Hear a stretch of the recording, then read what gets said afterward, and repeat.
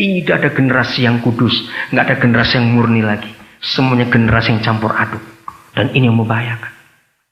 Maka itu sungguh kalau Raja Wali diberikan hak oleh Tuhan untuk menyelenggarakan ini dengan beberapa kelompok yang lain, ini satu anugerah yang luar biasa. Dengarkan. Apa yang masih kurang dan bagaimana cara memenuhinya? Sebab itu, perhatikan kata sebab itu. Dan inilah jawaban yang Daud tanya. Tuhan, aku mengasihimu. Kita nggak ragu-ragu lagi bagaimana kasih Daud kepada Tuhannya. Sampai Mazmur itu muncul. Dia ingin tahu bagaimana cara memenuhi kekurangan yang kau rasakan tentang hidupku ini. Siapa yang kau harapkan lagi dari aku? Sebab itu, nah kata sebab menunjukkan, inilah jawaban pertanyaan Daud. Bagaimana caranya aku bisa memenuhi rasa kurangmu itu Tuhan? Sebab itu engkau telah berfirman juga tentang keluarga hambamu ini.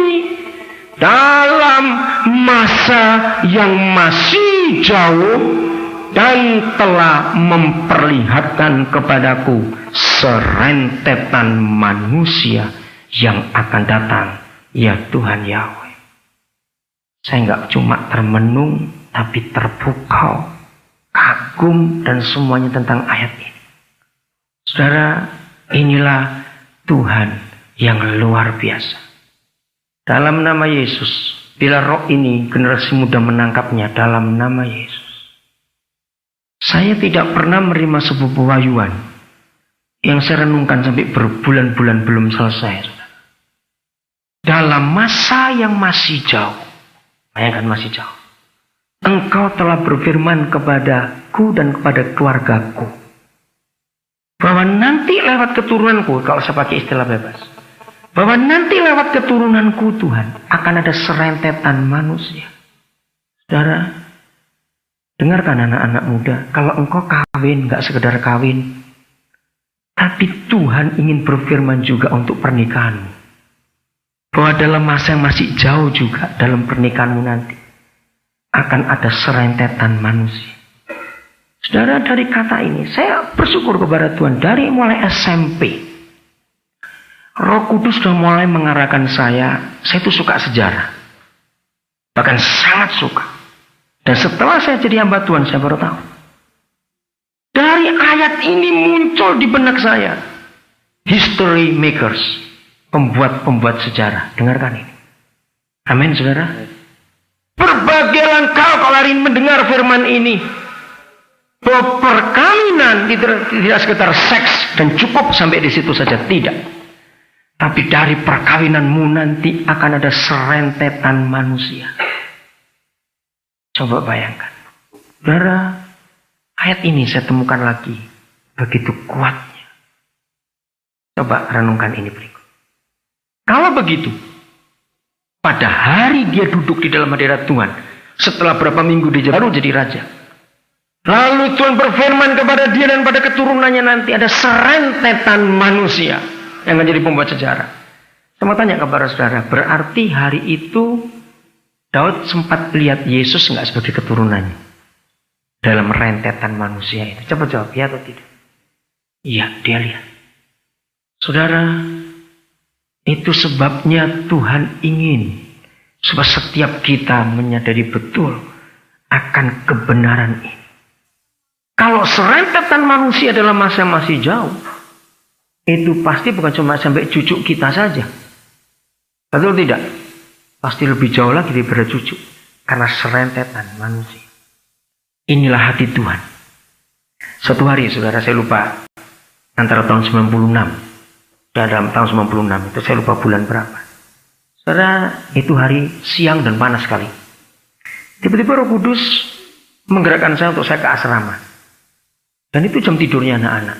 Saya berkata, Tuhan, anak-anak lagi tidur. Ngapain saya ke asrama? Biasanya kalau Tuhan nyuruh begitu, saya pasti dapat poyon baru. Dan saya bersyukur kepada Tuhan, 90% lebih. Kalau saya ingin dapat poyon yang baru dari firman Tuhan, ingin belajar, saya pasti harus kumpul anak-anak. Dengan kumpul anak-anak itu, poyon apa saya akan muncul.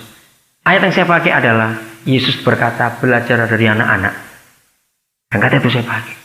Saya selalu belajar dari anak-anak. Dan mereka itu guru besar saya, profesor-profesor saya adalah anak-anak itu. Saya main dengan mereka, saya lihat. Nah, tapi Roh Kudus desak, sekarang kamu ke asrama.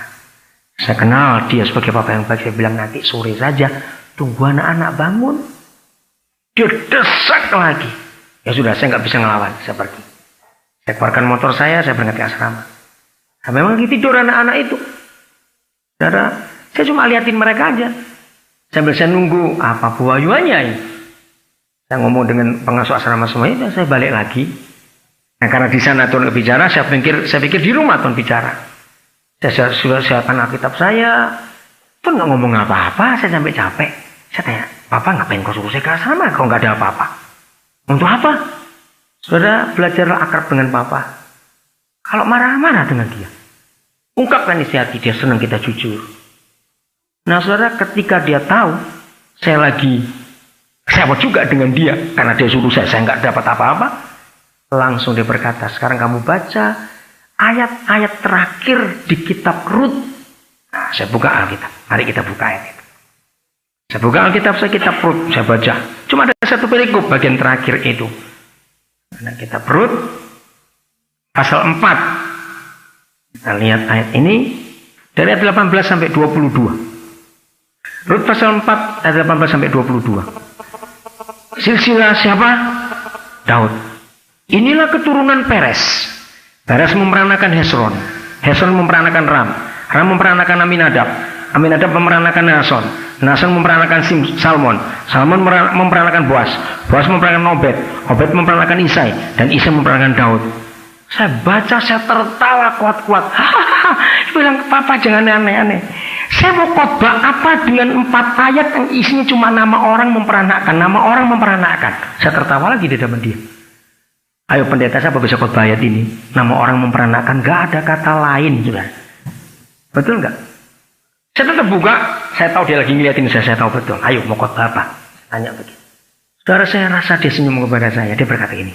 Sekarang Daniel, kamu hitung dari Peres sampai ke Daud itu berapa generasi?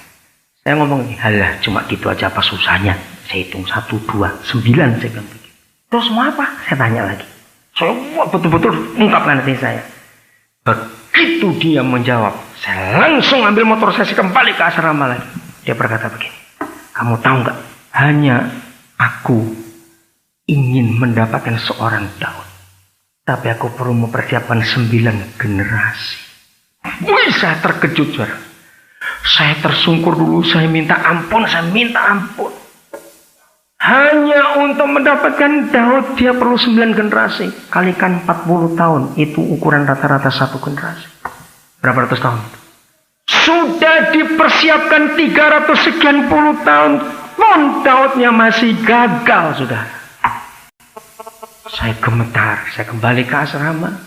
Anak-anak masih tidur, saya tumpangkan tangan saya. Saya tawar Tuhan. Papa, untuk Papua, jangan sampai 9 generasi. Terlalu lama. Kalau bisa anak-anak mereka nanti yang jadi Daud untuk tanah ini. Dengarkan ini. Nama orang memperanakan. Pasti ada perkawinan di situ.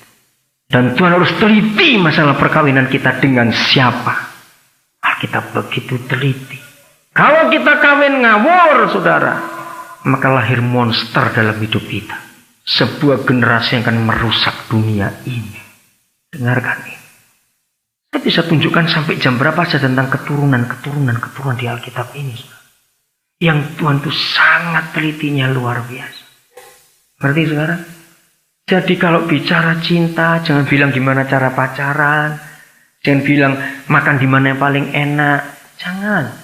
Kalau engkau bicara cinta, siapkan generasi berikut dari kamu. Pasti engkau akan menjaga. Bagian terakhir, sebelum saya serahkan sama saya waktu 15 menit lagi. Saudara, kalau begitu apa yang Tuhan inginkan dari kehidupan kita pada akhir zaman ini, supaya kemuliaannya nyata lewat pernikahan kita. Ini sungguh luar biasa. Hati-hati dengan seks. Hati-hati. Yeremia pasal 1 ayat 5. Yeremia ayat 1 pasal 1 ayat yang ke-5. Setiap kandungan selalu ada 3 fase yang Tuhan buat. Tidak ada orang mengandung tanpa seks. Tidak ada seks tanpa cinta. Betul?